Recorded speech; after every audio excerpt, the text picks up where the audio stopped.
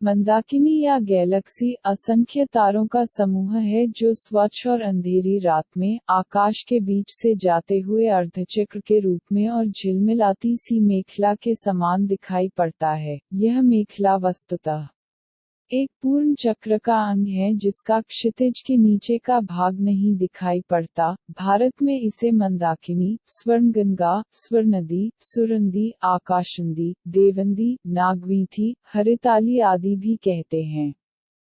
हमारी पृथ्वी और सूर्य जिस गैलेक्सी में अवस्थित हैं, रात्रि में हम नंगी आंख से उसी गैलेक्सी के ताराओं को देख पाते हैं।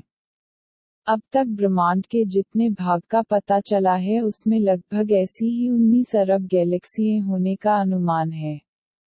ब्रह्मांड के विस्फोट सिद्धांत big bang theory of universe के अनुसार सभी गैलेक्सियां एक दूसरे से बड़ी तेजी से दूर हटती जा रही हैं। ब्रह्मांड में 100 अरब गैलेक्सी अस्तित्व में हैं, जो बड़ी मात्रा में तारे, गैस और खगोलीय धूल को समेटे हुए हैं। गैलेक्सियों ने अपना जीवन लाखों वर्ष पूर्व प्रारंभ किया और धीरे धीरे अपने वर्तमान स्वरूप को प्राप्त किया।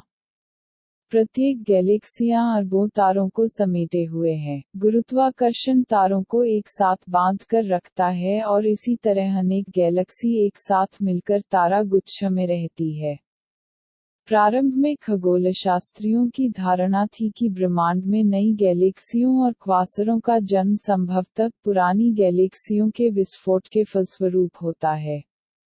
लेकिन यार्क विश्वविद्यालय के खगोलशास्त्रियों डॉक्टर C.R. प्यूटर्न और डॉय ई राइट ने गैलेक्सियों के 4 समूहों की अंतरक्रियाओं का अध्ययन करके इस धारणा का खंडन किया है। उन्होंने यह बताया कि गैलेक्सियों के बीच में ऐसी विस्फोटक अंतरक्रियाएं नहीं होती हैं जो नई गैलेक्सियों को जन्म दे सके। गैलेक्सी के प्रकार।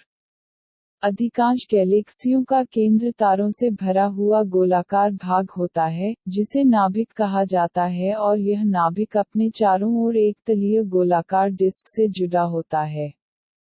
खगोलविज्ञानी गैलेक्सियों को उनके आकार के आधार पर मुख्य रूप से 3 भागों में विभाजित करते हैं: सर्पिल गैलेक्सी, दीर्घवृत्तीय गैलेक्सी तथा अनियमित गैलेक्सी। सर्पिल गैलेक्सी डिस्क के आकार की होती है, जिसके बीच का भाग उभरा होता है। इस केंद्रीय उभार से चमकीले सर्पिल निकले होते हैं। इस गैलेक्सी में स्थित तारे अपेक्षाकृत कम आयु के होते हैं। हमारी आकाशगंगा, मिल्की वे, इसी के अंतर्गत आती है।